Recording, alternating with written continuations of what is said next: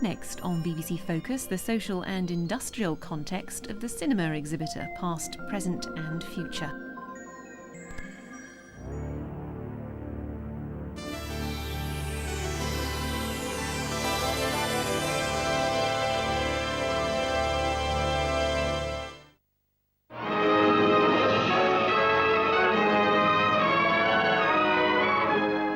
There are 4,305 cinemas in Great Britain. Every night they have brought you the excitement, the drama, the glamour of the great names. They have brought the world to your hometown. They've made famous stars your familiar friends. The entertainment they offer has become an accepted part of your standard of living. Perhaps you have taken it a little too much for granted.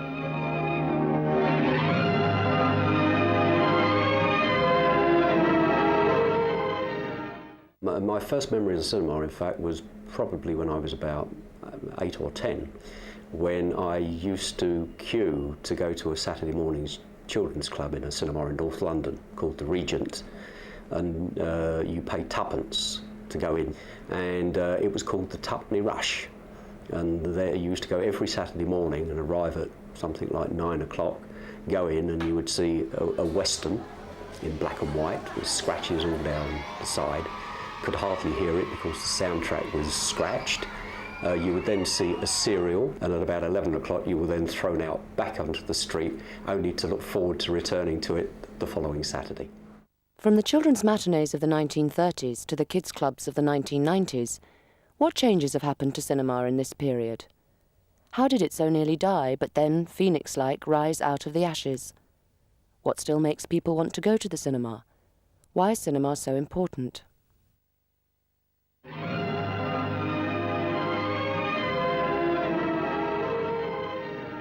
Cinema is basically the shop window. For anybody manufacturing goods, you need a place in which to sell those goods. And in the final event, that's where cinema comes in as far as film is concerned. When a producer makes a motion picture, he will look to expose it to as many people as he possibly can, and it is through the cinema that he will be doing that. And I suppose to some extent, cinema then becomes the frame for his work. We're not about promoting ourselves, we are merely a transparent medium for exhibiting pictures. This is how cinema owners see their trade. But what about the film distributors, the people who provide the films? We have a unique relationship with the cinemas in terms of, neither of us can survive without each other.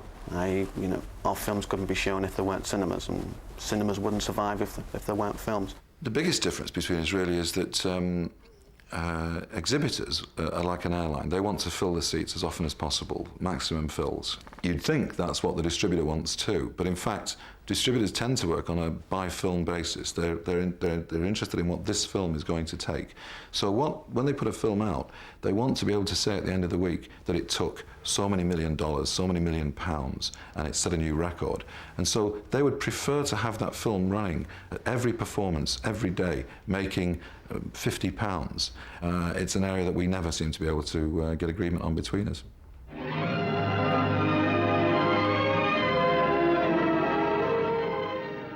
Immediately after the war, that was the peak of cinema going in Britain. Well, there wasn't any television for anyone to go and see, there wasn't any videos for people to rent, and going to the cinema was the main form of leisure activity. We had in Britain at that period thousands of very large cinemas, and there was a big supply of films. Through the 50s, you can almost map the decline in cinema going against the increase in TV homes and TV viewing. In the mid-60s, you have the situation where the people who own the cinemas, which are the big chains as well as lots of independent cinema operators, have seen their audiences and therefore their revenues plummet. Basically, there isn't the money there to build new cinemas and to keep up the quality of the existing cinemas. The 1960s saw a rapid decline in the cinema. The number of screens declined by almost 80%. Cinemas closed, and those that survived were often cheaply split into 2 or 3 smaller cinemas. This had absolutely no effect on stopping the decline.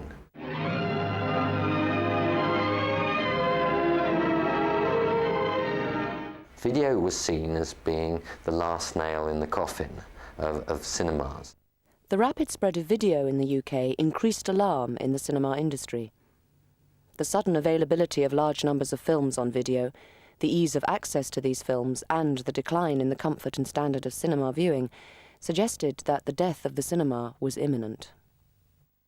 But something very interesting happened around video, and this is really starting in 1985-86, when the big Hollywood studios, who before had been very suspicious of video and very, very worried about piracy and seeing all the bad effects of video, rather than this could perhaps become, as in fact it did become, the largest market for feature films. Well, when they put their weight behind video, the way this translated in practice was massive increase in the amount of spend on marketing of feature films. More ads, more presence for feature films in the high streets, through all the rental outlets. Pre-1985, we were in a position where the decline was so dramatic on admissions that people in the industry had to actually sit down and say, what is wrong? And I think we found a number of things wrong. Firstly, maybe the cinemas had been neglected, and therefore they needed to be improved. The way films had been marketed was not particularly brilliant. So I think as a result of the downturn, the competition from video, both cinema exhibitors and distributors had to analyse the problems and deal with them. In 1985, the industry rallied. The year was designated as British Film Year, a promotion which raised audiences' awareness of the fact that the cinema was the best place to see a film.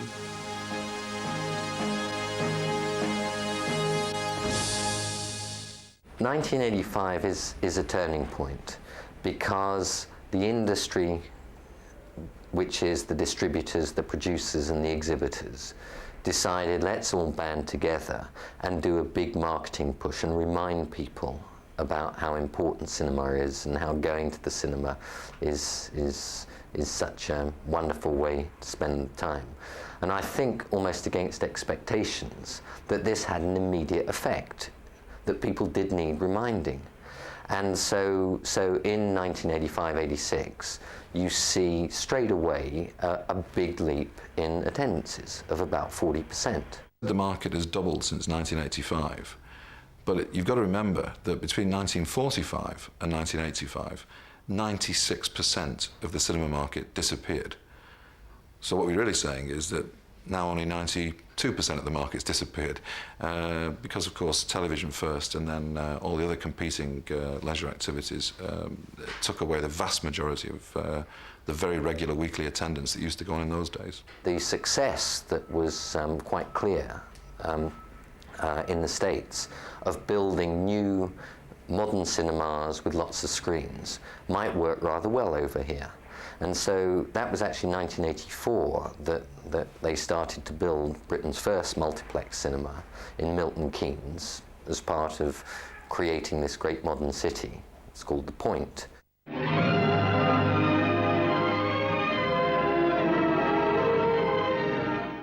The opening of The Point at Milton Keynes heralded the rebirth of cinema.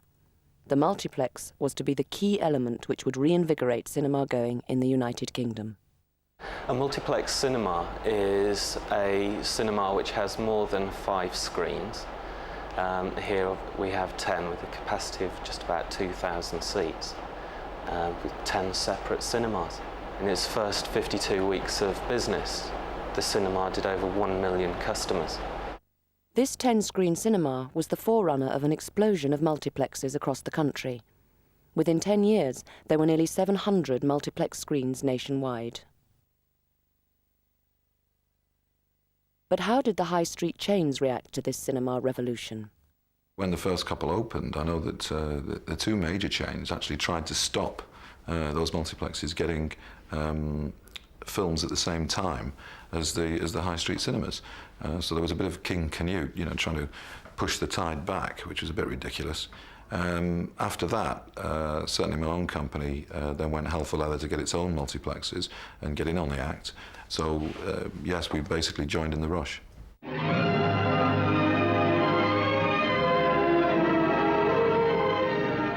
We choose our locations based on several criteria. First of all, there's demographic analysis. You need a certain amount of people. You need at least 200,000 people within 15-20 minute drive time to make a 9 to 10 screen cinema with over 2,000 seats successful to get a rate of return, which is important to us, obviously. You are looking at the type of people that live in the area as well, the social demographics of them, and if they're likely to be cinema goers. Road infrastructure and other transport infrastructure is also very, very important as well. It's no good putting something miles out from anywhere if there's only a B road to get to it. There needs to be plenty of free car parking available as well. The biggest problem with multiplexes has been that because they're relatively new developments, they've all happened in the last 10 years, public transport hasn't yet been developed to take people to where those new sites are. Except in cases like the big Metro Centre, which is a huge shopping centre outside Newcastle, that was built with a full transport infrastructure. But an awful lot of multiplexes are fairly isolated, and so you're right. They've stimulated the market because all the older people can drive there in their cars, but unless mum and dad drop you off, an awful lot of teenagers, who are still the bulk of the cinema market, can't go to many multiplexes. Audiences expected a better level of service from their cinemas. UCI Central Box Office was established to provide our customers with a better service. We provide them with the added convenience and reassurance that they are going to get a seat. The most important thing that a multiplex offers is choice. It's the number one thing 10 years ago that people said was important, and it's the number one thing now, 10 years later. They want a choice of films and a choice of viewing, so that if something they want to see particularly is sold out, they know that within 10, 15, 20 minutes there's going to be something following that they could go and see. Well, my job is to see all the films that are offered to us from all the distributors. And really what I have to do is put myself in the position of our customers and think to myself, am I going to part with my hard-earned money to go out and see this movie? That means that I have to completely divorce my personal tastes when making a judgment on a film. In recent years, we've had films which have had a tremendous want to see well in advance of the release date. And I mean, recently we've had Jurassic Park, Batman, and now we've got GoldenEye. And the want to see is built up by the distributor, plus the fact that we have trailers playing, advance posters up in the cinemas. And when you get a film where you know there is a huge want to see, then obviously we book it into every screen that is available to us. But what happens then is that the high street cinemas, which are all in competition basically with multiplexes now, they suddenly become the most convenient point to see the film. And because there is such a high want to see, the people will go to the local cinema just to make sure they know they're going to get in. Where we're losing out tremendously is we don't have very many places where people can go and see other types of films, more European films, smaller British independent films.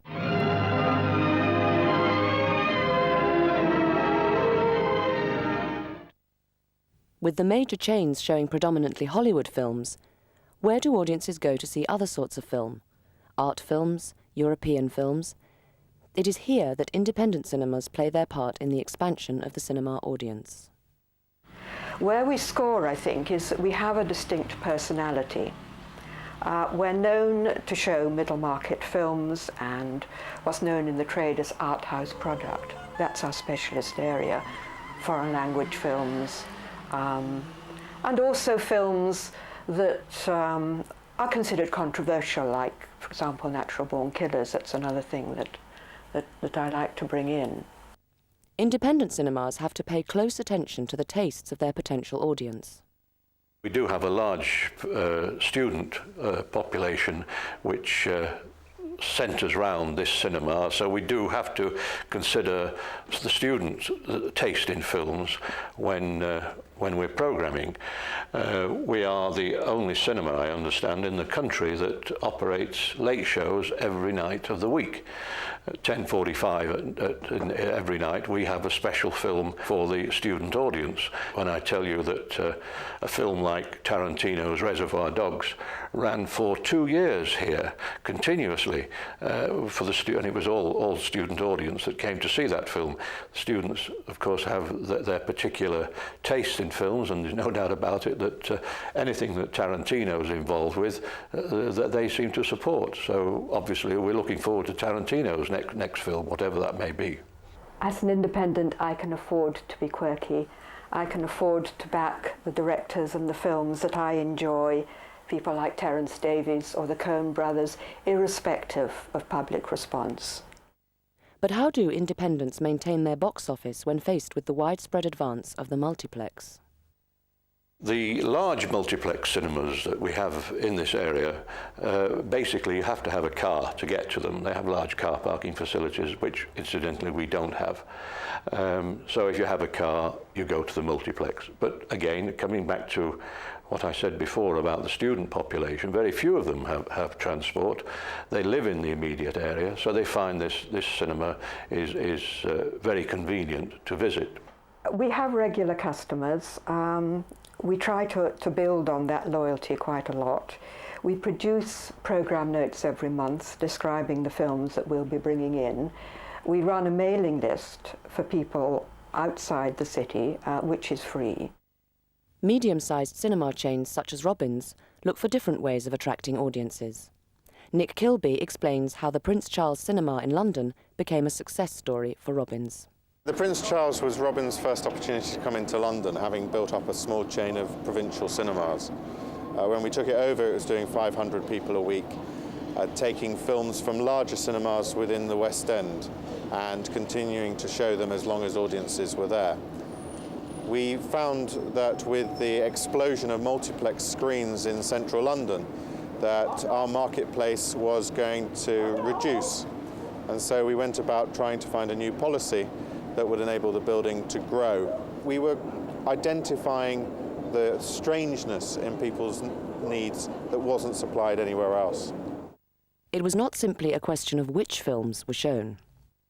The uniqueness that we were able to identify for the Prince Charles was in the West End you can pay from £6 to £9 to see a film.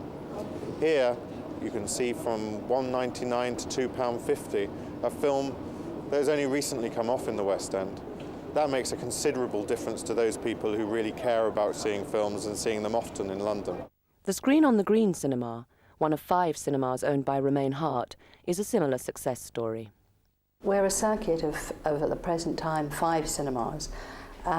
It's a family business. My parents and my grandfather had been in it for many years, and we had a lot of small cinemas dotted around London. And in 1970 we took the Rex Islington and turned it into the Screen on the Green to make the sort of cinema that I would like to have gone to myself. The programming decisions are taken by myself and by a colleague who's been with me for over 20 years, and mostly we agree, and mostly I think we get it right. I mean, occasionally we get it wrong, but if it pleases us and it pleases the critics, and very much if it's worked well in America, especially with American films, you can be pretty sure it's going to work well here. It's funny that, because Forrest Gump, which is a film I didn't like in the least, and I had no idea it was going to work here because I thought it was a very simplistic American film, and yet it did, which shows that people are very much the same wherever they come from, which I find quite surprising because we have a different culture and a different life. It is often the independent or small chains of cinemas who are the obvious choice for the screenings of films which reflect this culture. Often, however, when certain films, such as Ken Loach's Land and Freedom, could have reached larger audiences through a multiplex release, it is the distributor who chooses not to offer the film to them, thus denying wider access to British products.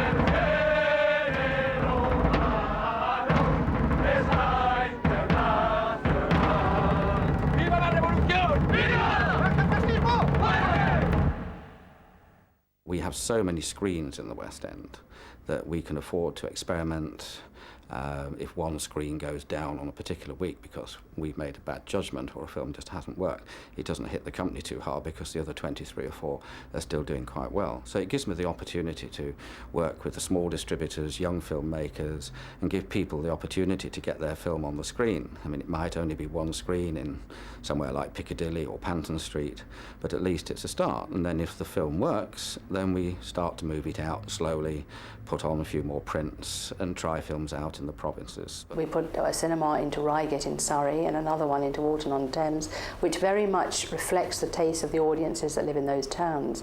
Those are towns where what I call the violet shirt people live, and tweed jackets, and they are very much like the school of Ishmael Merchant and Merchant Ivory films, Howard's End and Remains of the Day, and more recently Carrington. My first name is Dora. I see. You know as well as I do, it's a sickness with Carrington. Girl of that age, still a virgin. I was still a virgin at her age. So was I. Is there to be no progress? But how do you get to see films when your local cinema has closed down? Staffordshire Reels on Wheels have come up with a novel solution. We exhibit films in places that have not got cinemas. So instead of the people coming to us, we go to the people. We go to towns that have lost a cinema. We show films in town halls, church halls, community centres, schools, the village hall, which is on the village green, which is just a little wooden hut, and all the people come and they bring the cushion because they know that there are seats, unlike your multiplex. But it's a social event when all the village can get together.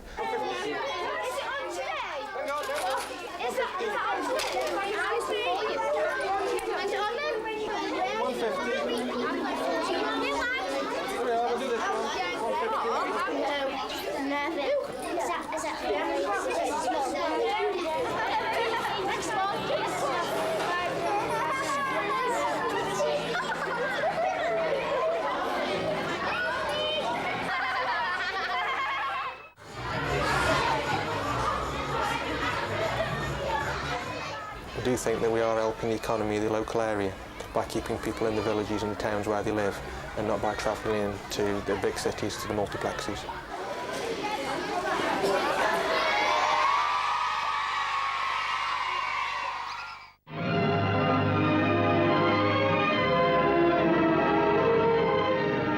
When we're looking at which cinemas we're going to be playing our product in, I think the first thing to have an understanding of is what multiplexes have done to this market. Because now, with about 80 multiplexes around the country, we have a sort of bedrock of cinemas that we go into first and foremost, which in recent films have accounted for something like 50 to 60% of total box office. So there's a really strong core of cinemas that we'll go to in the first instance. Then what we'll do is look at basically key situations and major conurbations, looking for a good national spread of cinemas, which we think will be appropriate for that particular product. If the distributor decides not to give us a film as it's being shown at the multiplex, well then there's very little left in that film for us if we try and come in 2 or 3 weeks later. In theory, the field is open to everyone. But of course there are alliances. There are special relationships with historical roots, and they still affect decisions and choices.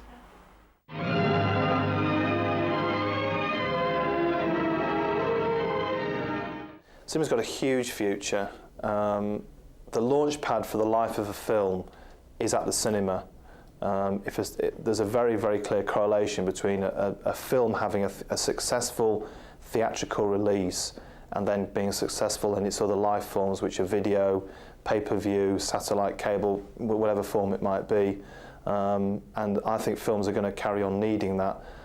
They get an energy and they get a marketing push that they would not get on any other form.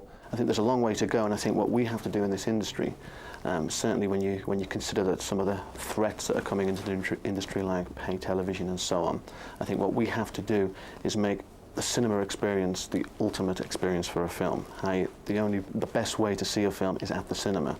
And by that I mean the best possible sound, the best possible comfort, the best possible projection, the best possible everything.